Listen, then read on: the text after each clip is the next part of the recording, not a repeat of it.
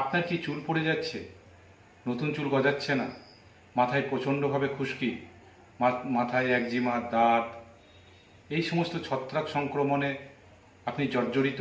মায়েদের বিশেষ করে মাথার সিঁথিতে যে সিঁদুর দেওয়া হয় সেখানে কি প্রচণ্ডভাবে কুটকুট করছে, অথবা সেই সিঁথির চারপাশে চুল পড়ে যাচ্ছে? এই জন্য কি আপনি বিভিন্ন রকম বাজারজাত তেল বা শ্যাম্পু ব্যবহার করছেন, তারপরেও কোনো প্রতিকার পাচ্ছেন না? চুল পড়ার সমস্যা এবং নতুন চুল গজানোর ক্ষেত্রে হোমিওপ্যাথিক চিকিৎসা তার নির্দিষ্ট কারণ ও লক্ষণের উপর নির্ভর করে। তাই আজকের ভিডিওটা খুবই গুরুত্বপূর্ণ হতে চলেছে।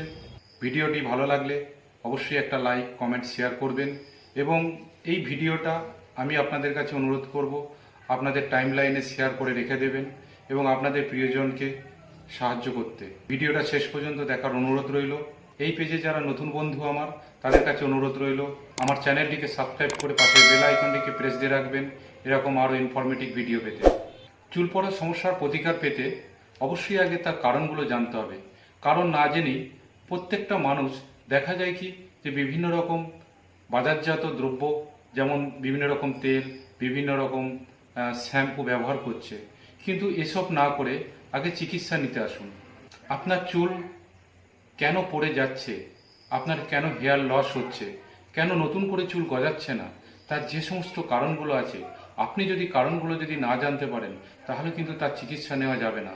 জেনে নেওয়া যাক চুল পড়ার যে কারণগুলো, সেই কারণগুলো কি কি।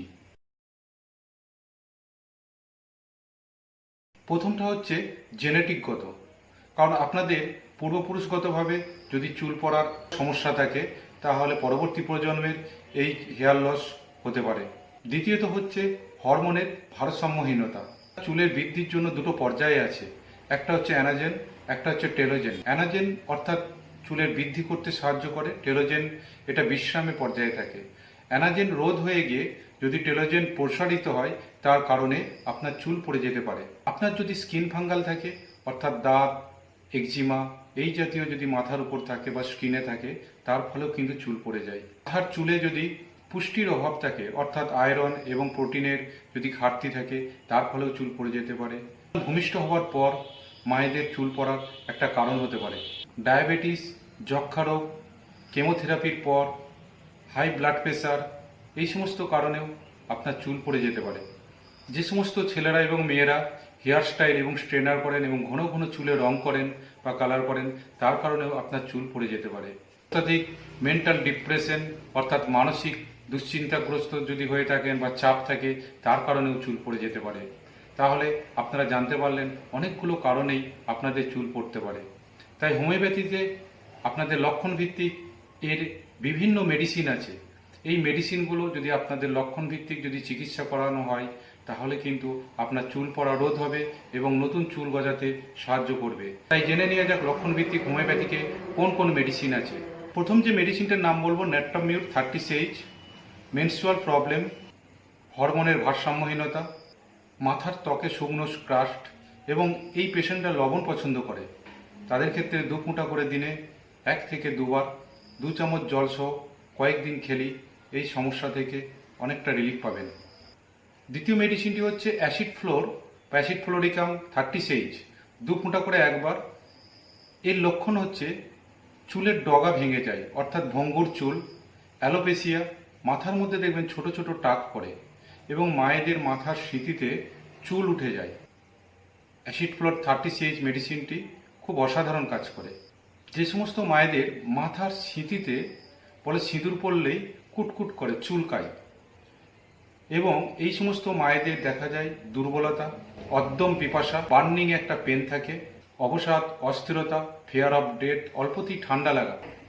এছাড়াও যাদের মাথায় ড্রাই ড্যান্ড্রাফ আছে, শুকনো খুশকি, তাদের ক্ষেত্রে আর্সেনিক অ্যালবাম 30H 2 ফুঁটা করে দিনে একবার 5 থেকে 7 দিন খেলেই দেখা যায় এই সমস্যাগুলো থেকে রিলিফ পাওয়া যাচ্ছে। যে সমস্ত মায়েদের প্রসবের পর চুল ওঠে অর্থাৎ সন্তান ভূমিষ্ঠ হওয়ার পর চুল উঠে যায়, এবং পুরুষদের অতিরিক্ত মাস্টারবেশন করার পর অর্থাৎ হস্তমৈথুন অতিরিক্ত যারা করে, যার ফলে চুল উঠে যায় এবং অবসাদ, দুর্বলতা, পুরুষত্বহীনতা, এই কারণে যাদের চুল উঠে যায় বা হেয়ার লস হয়, তাদের জন্য কিন্তু অ্যাসিড ফস 30H মেডিসিনটি অসাধারণ কাজ করে। এই মেডিসিনটি 30H পোটেন্সিতে 2 ফোঁটা করে দিনে একবার 10 থেকে 12 দিন খেলেই দেখা যায় এই চুল পড়াগুলো বন্ধ হয়ে এসেছে এবং শরীরের দুর্বলতাটাও অনেকটা কেটে যায়।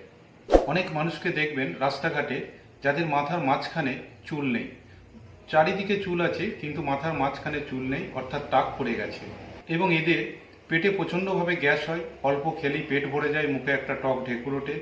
বৈকালের দিকে বিশেষ করে 4টে থেকে রাত্রি 8টা পর্যন্ত যে সমস্ত পেশেন্টদের পেটে গ্যাস হয় এবং চুল উঠে যায়, লাইকোপোডিয়াম 30 সকালের দিকে 2 ফোঁটা করে 2 চামচ জল সহ একবার 8 থেকে 10 দিন খেলেই এই সমস্যা থেকে রিলিফ পাওয়া যাবে। অর্থাৎ আপনি গ্যাস থেকেও রিলিফ পাবেন এবং ধীরে ধীরে আপনার চুল ওঠাটাও বন্ধ হয়ে যাবে এবং নতুন চুল গজাতে সাহায্য করে। পরবর্তী মেডিসিন মেজোরিয়াম 30CH ওষুধটি।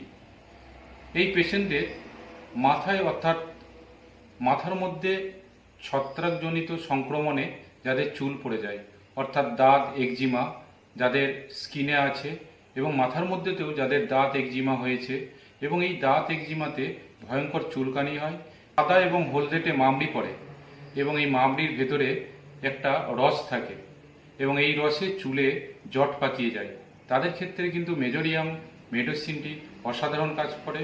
2 ফোঁটা করে 4 থেকে 5 দিন 2 চামচ জল সহ গ্রহণ করতে হবে। যে সমস্ত পুরুষ বা মহিলারা ফর্সা, মোটাসোটা এবং থলথলে, তাদের জন্য এই মেডিসিনটি খুব অসাধারণ কাজ করে। দেখা যায় মাথার উপরে রসযুক্ত একজিমা এবং চুল উঠে যায় এবং এই পেশেন্টরা বিমর্ষ, দুঃখিত, সবসময় মনমরা হয়ে থাকে এবং এদের সারা শরীরের স্কিনটা হচ্ছে ফাটা ফাটা। এই পেশেন্টদের জন্য গ্রাফাইটিস 1M মেডিসিনটি 2 ফোঁটা 15 দিন অন্তর একবার। পরিশেষে একটি বায়োকেমিক ট্যাবলেটের কথা বলবো, ক্যালকেরিয়া সাল্ফ 6X। 5টা করে বড়ি 3 বার খাবার আধ ঘন্টা পর কুসুম গরম জল সহ গ্রহণ করলে দেখা যায় আপনার চুল পড়া এবং চুল গজানোর ক্ষেত্রে অসাধারণভাবে কাজ করে। এছাড়াও হোমিওপ্যাথিতে আরও অনেক মেডিসিন আছে। আমি আপনাদের কাছে পরামর্শ দেব যে আপনারা এই ধরনের ট্রিটমেন্ট নেওয়ার আগে অবশ্যই একজন অভিজ্ঞ রেজিস্টার্ড হোমিওপ্যাথিক ডাক্তারবাবুর পরামর্শই গ্রহণ করবেন। আজকে এই পর্যন্তই, পরবর্তী ভিডিওতে আবার দেখা হবে। ততক্ষণ সুস্থ থাকুন, ভালো থাকুন, ধন্যবাদ।